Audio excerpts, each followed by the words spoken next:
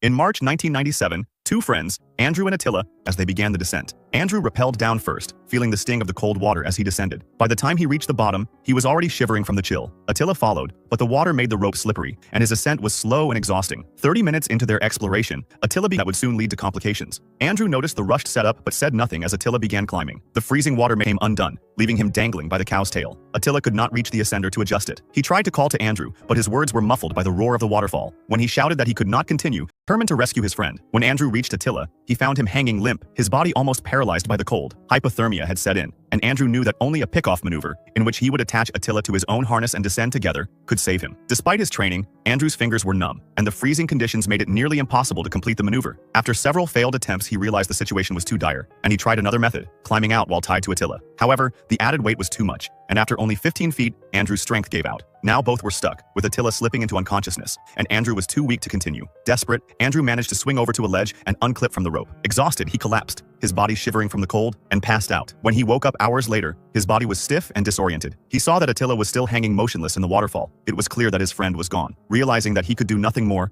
Andrew cut the tether that connected them. With great sorrow, he climbed out of the cave alone. Once outside, he collapsed and called for help. Rescue teams arrived and found Attila's body still suspended in the waterfall. A doctor on the scene confirmed what Andrew already knew. Attila had succumbed to hypothermia hours earlier. In the aftermath, Andrew reflected on the mistakes they had made, the unsecure carabiners, the rushed decisions, and the oversight of critical safety measures. What began as an exciting adventure had turned into a tragic loss.